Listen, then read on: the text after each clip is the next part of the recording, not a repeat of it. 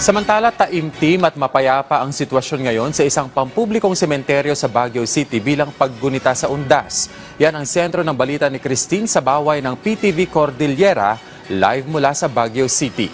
Christine. Naging tahimik at maayos ang pangalawang araw ng pagbisita ng ating mga kababayan dito sa Baguio Public Cemetery para sa kanilang mahal sa buhay na yumauna.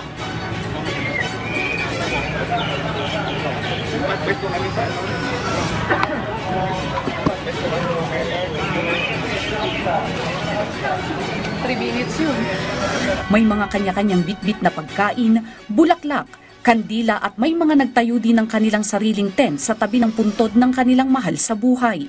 May mga nagbigay din ng libreng kandila at libreng tubig. Bagamat tahimik at maayos, nanatiling nakahanda at nakaalerto ang mga pulis at volunteers. Ayon sa Baguio City Police Office, kahit pa maaga silang nag-anunsyo sa mga dapat at hindi dapat dalihin sa loob ng sementeryo, may mga ilan pa ring nagdala ng mga ipinagbabawal na bagay tulad ng matutulis na panlinis, sigarilyo at alak. Mahigpit na ipinagbabawal na ipasok sa sementeryo ang mga matutulis o matatalim na bagay, firearms, maging ang alak, sigarilyo, illegal drugs at gambling paraphernalia. Mahigpit ding ipinagbabawal ang loudspeakers sa loob ng sementeryo. Inaasahan naman na aabot sa 30,000 individual ang bibisita sa Baguio Public Cemetery. Paalala ng Baguio City Police Office sa mga darating pang mga bibisita sa sementeryo. Paalala po ulit mula sa inyong kapulisan, kapag kayo po ay pupunta ng sementeryo, ay iwasan po natin dalhin yung mga pinagbabawal na gamit o items para wala pong abala dahil talaga i-confiscate po natin sa entrance pa lang. And ina-advise namin na ingatan nyo po yung mga gamit ninyo kapag kayo ay, lalo na kasi dito po ngayon ay mataong lugar, no?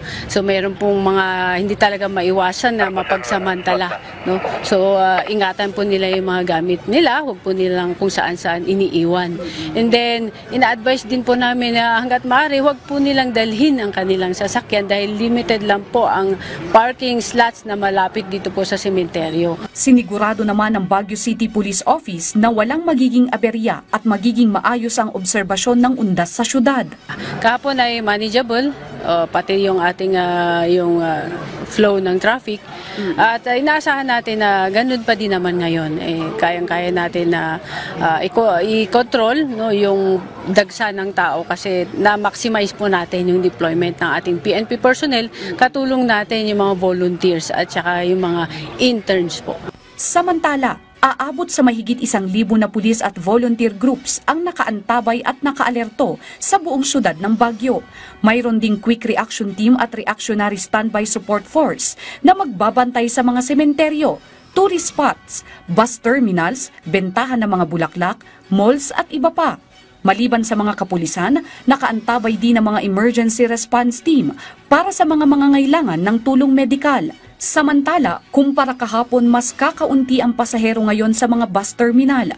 May mga iilan na commuters na uuwi sa kanilang probinsya pero hindi nasiksikan. Ngayon po ma'am, medyo nabawas-bawasan na po dahil nga po nakaalis na po kahapon ma'am. Sa mga oras na ito, wala pang naitala ang Baguio City Police Office na krimen o anumang insidente sa mga sementeryo. Maayos naman ang daloy ng trapiko papunta sa 8 sementeryo ng syudad. Sa ngayon, naabot na sa 10,000 ang mga individual na bumibisita dito sa Baguio Public Cemetery. Maganda, maaliwalas ang panahon dito sa sementeryo. Bagamat maaliwalas ang panahon, paalala pa rin ng Pag-asa na magdala ang mga individual ng kanilang panangga sa ulan tulad na lamang ng payong. Ganon rin sa Department of Health Cordillera na sundin ang safety protocols lalo na sa mga dadagsa pa dito sa sementeryo at sa mga turista na umakyat dito sa